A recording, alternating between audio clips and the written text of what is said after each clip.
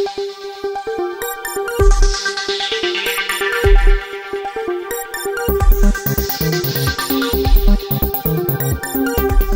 राम।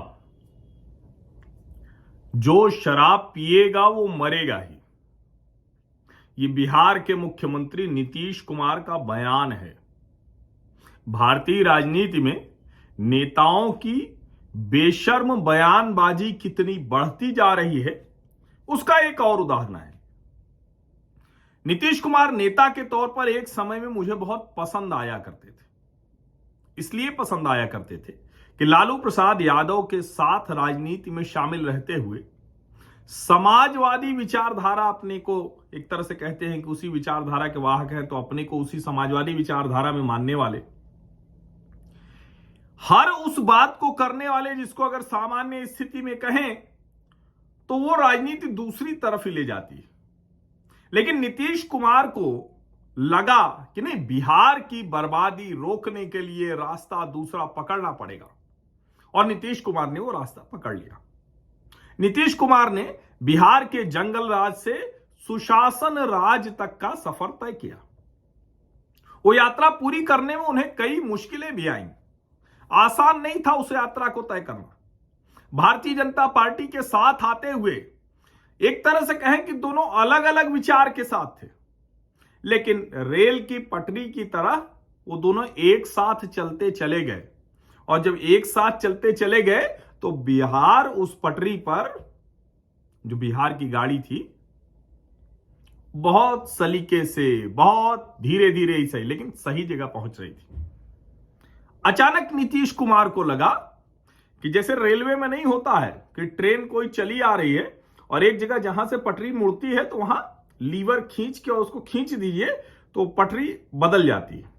यानी ट्रेन जा रही है सीधा, अचानक कहीं से ऐसे कटेगी और पता चला वो दूसरे रास्ते चल देगी। नीतीश कुमार को भी लगा कि अरे, ये तो लीवर पकड़कर खींचने से भी ज्यादा आसान है राजनीति में। और उसमें उन्होंने कहा कि ट्रेन पहुंचे उस तरफ, बिहार अपने गंतव्य पे पहुंचे न पहुंचे, उस गाड़ी के ड्राइवर वो रहेंगे, मुख्यमंत्री की कुर्सी पर सवार रहेंगे। कहां बिहार जाना है, कहां जाना था, कहां जाना चाहिए और कहां पहुंच गया, ये सब छोड़ दीजिए। उनको लगा अरे ये तो बड़ा आसान हो गया, ये तरीका तो पता ही नहीं था। और इस तरीके के बाद उन्होंने एक काम और तय कर लिया।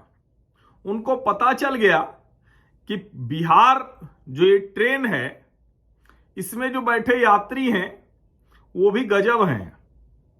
वही यात्री जब दूसरे वाले रास्ते पे चल रही थी तो ट्रेन की बुराई कर रहे होते हैं, कह रहे शासन खराब है। वही दूसरे रास्ते पे चली गई तो दूसरे वाले यात्री बुराई करते हैं। लेकिन उनके बीच का ऐसा संख्या बल था, भयानक जातीय विभाजन में बटा बिहारी समाज, कि ड्राइवर को कोई कुछ नहीं कहता। जब लालू जी के साथ जाए नीतीश जी तो भाजपा वाले गरियाएं उल्टा सीधा कहें, और जब भाजपा के साथ जाएं तो लालू जी, तेजस्वी जी, तेज प्रताप जी, राबड़ी जी, सब उनको जाने क्या क्या कहें। भाई से लेके चाचा तक जो अभी बने हुए हैं वो सब जाने किस किस उपाधि से नवाजे जाए। अब नीतीश कुमार को लगा कि बड़ा कठिन है भाई, बिहार की गाड़ी को विकास के रास्ते पर ले जाना, जातिवाद के चंगुल से छुड़ाना। वो थकते गए, कमजोर होते गए। ड्राइविंग सीट पर बैठे बैठे उनकी जो क्षमता थी स्पीड बढ़ाने की, ब्रेक लगाने की, क्लच दबाने की, वो सब खत्म होती गई। उन्होंने गाड़ी को ऑटो पायलट मोड में डाल दिया। एक तय रफ्तार पर शांति से गाड़ी चल रही है। इतनी धीमी बिहार की गाड़ी हो गई कि जब वो चाहते हैं तब किसी को उतार देते हैं, किसी को बैठा लेते हैं। और ये यहां तक पहुंच गया कि नीतीश कुमार कह रहे हैं कि जो शराब पिएगा वो मरेगा ही। अरे कमाल है, राज्य के मुखिया आप हैं, शराबबंदी का ऐलान आपने किया है। मैं निजी तौर पर शराब नहीं पीता हूं, मैं शराब नहीं पीता हूं, मुझे पीने की इच्छा भी नहीं होती। मुझे लगता है कि ये कड़वा पेय, इसको कोई कैसे पिएगा, लेकिन लोग पीते हैं, उनको आनंद आता है।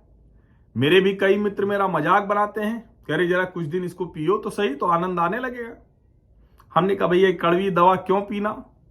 और मुझे दूसरी चीजों का बिना नशा किए, उसको आप नशा कह लीजिए या कहिए, उसके प्रभाव में मुझे आगे बढ़ने की प्रेरणा मिलती। तो मुझको क्या जरूरत है किसी नशे को करके आनंद में रहना, मैं तो ऐसे ही आनंद में रहता हूं। लेकिन इसके बावजूद मैं किसी के शराब पीने के अधिकार का समर्थन करता हूं, क्योंकि सरकार का काम यह है कि आज के समाज में किसी चीज पर प्रतिबंध ना हो, किसी चीज का अतिरेक ना हो, अति ना हो, यह सरकार तय करे। यानी शराब बिके, कम से कम हो, अवेयर कीजिए, जागरूक कीजिए, लोग छोड़ दें। और उस पर जाइए तो राष्ट्रीय जनता दल और जनता दल यूनाइटेड के नेता ऐसे अचानक संतत्व उनमें जाग जाता है, हम गांधी के मानने वाले हैं, गांधी के अनुयायी हैं। गुजरात का उदाहरण वो देते हैं।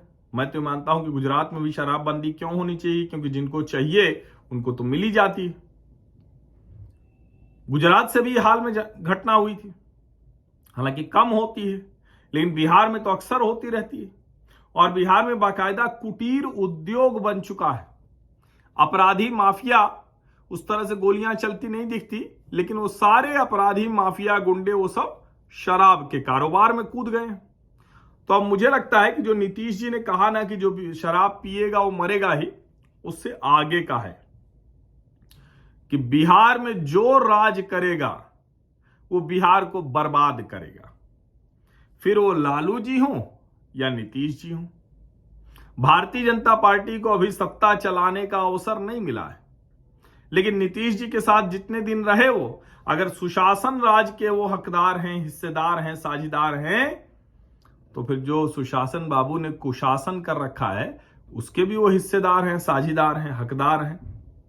उतना ही तो मिलेगा ना, जितनी प्रशंसा उतनी आलोचना।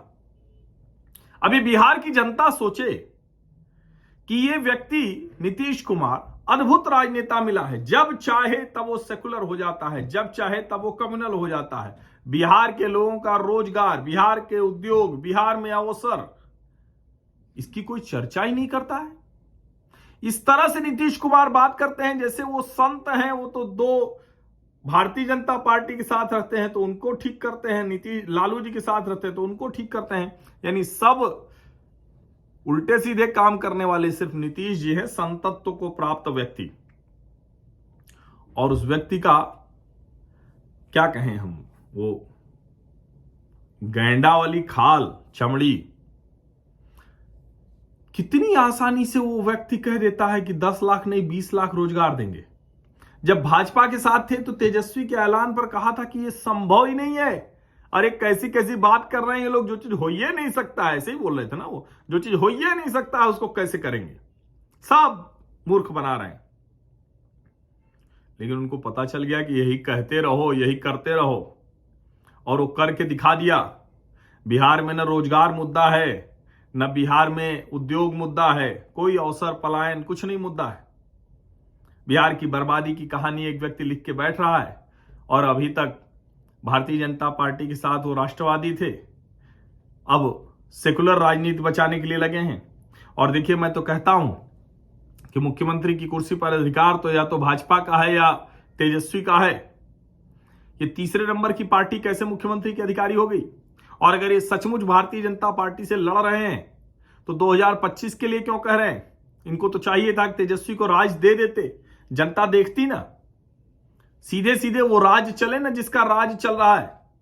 मुझे लगता है बिहार की जनता को ये देखना चाहिए, इतना मौका परस्त, इतना स्वकेंद्रित, इतना सत्ता लोलुप, इतना सत्ता लोभी व्यक्ति बिहार की बर्बादी की कहानी लिख रहा है। इसीलिए मैं कह रहा हूं, बिहार में जो राज करेगा वो बिहार को बर्बाद करेगा। दुखद है, लेकिन हो तो यही रहा है।